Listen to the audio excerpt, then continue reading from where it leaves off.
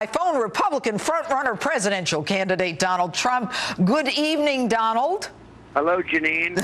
All right, just this week you said Bergdahl should be executed. Now you hear about this. What do you think? Well, I think it's a disgrace. He was a deserter 100%. I know you agree with this. And he was a deserter 100%. It's not like the old days. In the old days, you deserted, you were in big trouble. Today, they want to find all sorts of excuses. I don't know what. It's crazy. It's just crazy. What's going on with our country is absolutely insane.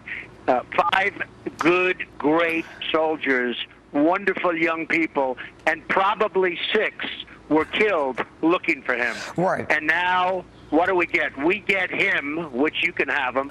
We get him, and they get 5 of the great killers that they wanted for 10 years. They've wanted these people back. So this is a typical trade with Obama. We get Bergdahl, and they get 5 killers.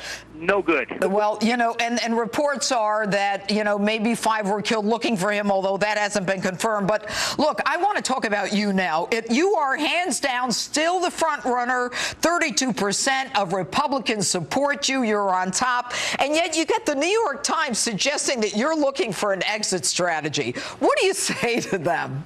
Well, I think it's disgusting. I read that story. I'm leading every poll, every state.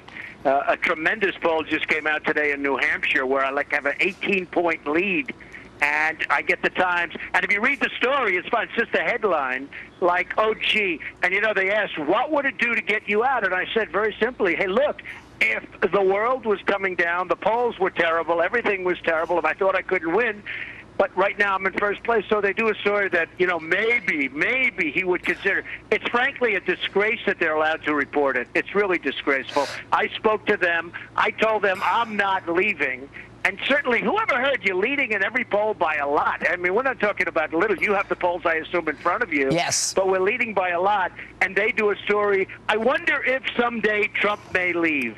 Yes. The answer is I'm not going anywhere. We're going to make this country great again, Janine. Well, and you know what, Donald, you said in reaction to what's going on in the Republican Party in Congress right now that you would be okay with Paul Ryan as the speaker, but you need someone smart and tough and someone like you.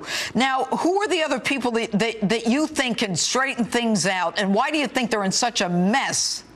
Well, I like Paul. I didn't say I'm okay with him. I said that he would be somebody that a lot of people seem to think is a compromise candidate.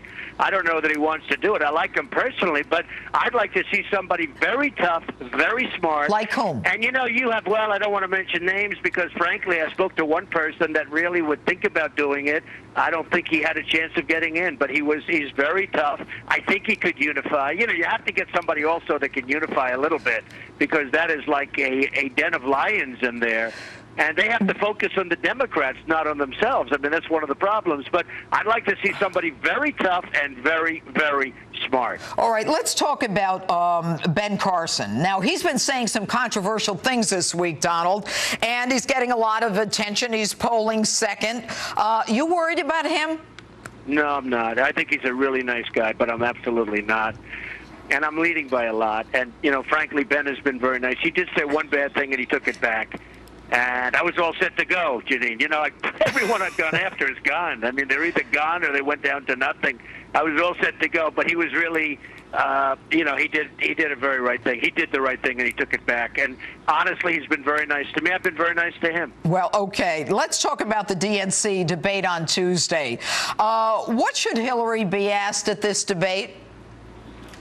Well, I have a feeling she's not going to be asked a lot of the things she should be. I know your stance on the emails, and you know exactly what's going on there. And it looks to me like she's protected by the Democrats. You know, she's protected by the fact that all of these people that are looking at her are Democrats and they don't want to do anything. You know, Petraeus' life was destroyed. Other people, their lives were destroyed for doing 5% of what she did. With the servers and everything else that's going on in her life, I just don't understand how this continues to go. In the meantime, I've been sort of saying they'll probably leave her alone because it's a disgrace to the country, but it's politics, and unfortunately that's the way it works. I think that she will probably make it only for that reason, Janine, only for that reason. All right. What about Bernie Sanders? Now, Donald, you are the ultimate capitalist. Bernie Sanders is the ultimate socialist. What do you think of him? Well, he is getting the second largest crowds after mine. I just got back from Atlanta today. We were in the state of Georgia, which is incredible. And we had 10,000 people. We had 10,000 people. It was the most at 12 o'clock in the afternoon. Yep. We had 10,000 people. We filled up a convention center. It was unbelievable. And I will tell you, the crowds, and he's getting good crowds also, and yet he's a socialist. And you could even go a step further than being a socialist if you want to know the truth, because I've heard some of his platform, and there are those that would say he's beyond socialist. I don't think he's going to win. We'll see what happens. What do you call him, Donald? Beyond well, I don't want to call socialist. him yet. If I run against him, I'll be calling him things that people won't believe. But right now, I don't think he's going to make it. It's inconceivable that he's going to make it. But if he does, he does. I would love that. I would love to run against him. But I'd love to run against Hillary also. If you look, the head-to-head against Hillary is very good for me. But look, it's all about making our country strong and rich and great again. We have to. And the word rich, somebody said, oh, but that sounds a little bit crass. The truth is, if we don't make it rich, if we don't take back our jobs and stop all the things that are going wrong, with trade and with our military, we don't have any victories anymore. So we have to make our country rich, and we have to make our country great again. All right, and just two more questions, Donald, on a personal level. People magazine did a full spread on you, Melania Barron, right. And one of the things that was so touching here is they have a picture of you with your kids and then 5 of your kids together, and right. You have an incredible relationship with all of your kids, and your kids, the 5 of them, have an incredible relationship with each other. The oldest, of course, Donald Jr. is 37, and of course your youngest, Barron, is 9. To what do you attribute this incredible connection that you have with all 5 of your kids and they have with each other?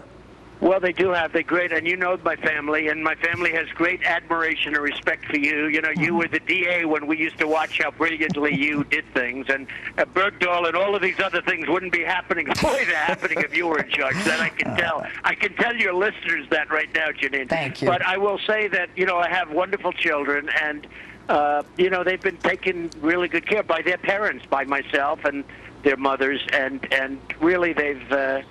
we're very proud of them. I mean, they're really hardworking. The 3 elder ones are, as you know, they're in the business, and they're hardworking and doing a really good job, and they're creating a lot of jobs because they're doing such a good job. You know what's amazing, Donald? Great. You never give yourself a lot of credit for the stuff, for the success of your family. I've seen you work with them. I've seen them as they've grown up with you. You're an incredible father. But one more personal question.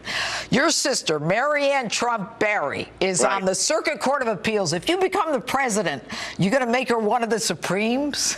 Well, she'd probably say no. She loves what she's doing. She's highly respected. She's considered one of the really brilliant people, as you know, in the federal court. She's a big federal judge at a very high level, and she's considered brilliant by everybody, and she always was. She was always a great student, and she's a tremendous person, and she's got great respect for you, Janine, that I can tell you. You're going to appoint her to the Supremes? I don't know. In many ways, I'd love to. I think she'd be the one that says, no way, no way. But no, she's very happy where she is. I can tell you that. All right. Donald Trump, it's so good to talk to you tonight. Thanks for being with us. Thank you very much, Janine. All right. And now